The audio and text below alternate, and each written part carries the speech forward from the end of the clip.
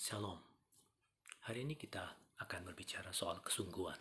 Saya berikan judul hari ini adalah kesungguhan itu mengubah nasib seseorang yang biasa-biasa saja.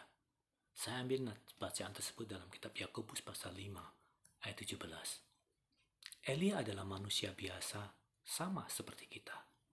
Dan ia telah bersungguh-sungguh berdoa supaya hujan jangan turun.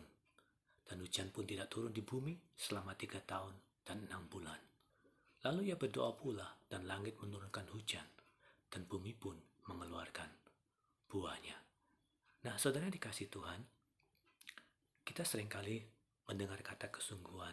Itu sebenarnya sangat biasa buat orang-orang yang memang seperti orang yang memang bekerja giat, dia berhasil naik prestasinya, ataupun seorang pengusaha dari nol dia berhasil sampai besar, atau mereka berhasil melipat gandakan. Kata kesungguhan seringkali biasa didengar.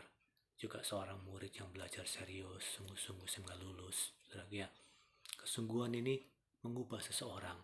Bahkan kita juga sering mendengar bahwa kadang-kadang ada orang yang pintar, tetapi ternyata kalah dengan orang yang biasa, tapi dia sungguh-sungguh dan serius menekuni sebuah bidang. Nah, saudara, sungguh-sungguh ini penting dalam kehidupan kita. Saudara sungguh-sungguh bekerja, sungguh-sungguh apapun. Tapi dalam hal ini kita juga harus sungguh-sungguh di dalam Tuhan. Dan kesungguhan kita itu harus kita terus fokus kepada Dia. Ketika Bartimeus mendengar, ya orang yang buta itu mendengar tentang Yesus yang ada di daerah situ, dia berteriak-teriak. Dia panggil, Yesus anak Daud, kasihanilah aku. Yesus anak Daud, kasihanilah aku. Orang banyak menegur dia. Orang banyak berkata, sudahlah diem. Udah. Mungkin ada yang berkata kasar. Dasar orang buta, dasar pengemis, gak tahu diri, gak tahu sopan santun. Gak mungkin ada orang gubris kamu atau dengar kamu. Sudah diem, sudah. Buang-buang mulut saja, buang-buang suara saja. Ganggu telinga saja. Tetapi Bartimeus tidak peduli. Dia fokus, dia sungguh-sungguh, dia terus semuanya, dia tujuannya harus tercapai, keyakinan imannya harus terbukti, dan dia berteriak-teriak. Akhirnya Yesus berhenti dan dia menyembuhkan dia. Nah, saudara, sungguh-sungguh itu juga berarti bahwa ketika saudara berdoa, saudara itu juga harus serius sampai hal itu dibukakan. Dikatakan bahwa setiap orang yang meminta itu menerima, setiap orang yang mencari mendapat, dan setiap orang yang mengetuk, pintunya juga dibukakan. Nah, saudara harus belajar untuk mengetuk ataupun mencari sampai dapat. Ada orang yang ketika dia berdoa kepada Tuhan atau dia berharap kepada Tuhan, dia cuma sampai pada sebuah kesimpulan, ya sudahlah, kalau dijawab yang syukur, kalau nggak dijawab ya sudah. Kalau hal itu sudah dilakukan dengan sungguh-sungguh, lalu Tuhan menjawab kepada dia, sorry ya, doamu nggak cocok, sepertinya nggak pas buat kamu.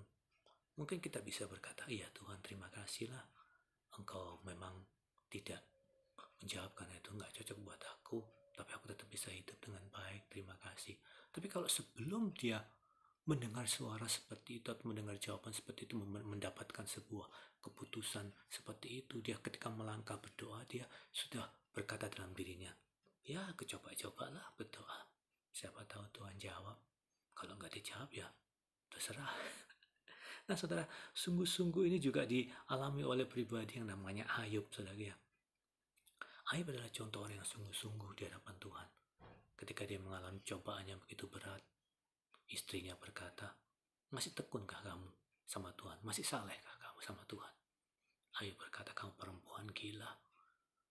Aku akan tetap percaya kepada Tuhan dan aku tidak mau menyalahkan Tuhan. Aku tidak mau mengutuki Tuhan.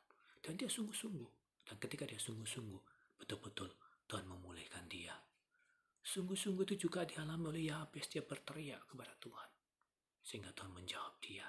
Nah, sungguh-sungguh, saudara ya, itu harus kita lakukan dalam kehidupan kita. Jangan kita dalam Kristen kita tidak sungguh-sungguh, kan kita sendiri yang rugi. Kita sudah buang tenaga. Nah, saudara, sungguh-sungguh itu juga berarti bahwa saudara juga harus mengimbangi dengan perubahan hidup. Yakobus pasal yang kelima tadi di atasnya berkata bahwa kalau ada yang sakit, dia panggil Panatua, dia mengolesi minyak, lalu dia berdoa, dan doa yang lahir daripada iman menyembuhkan dia. Tapi dikatakan juga, karena itu hendaklah kamu saling mengaku dosamu, sehingga kamu sembuh.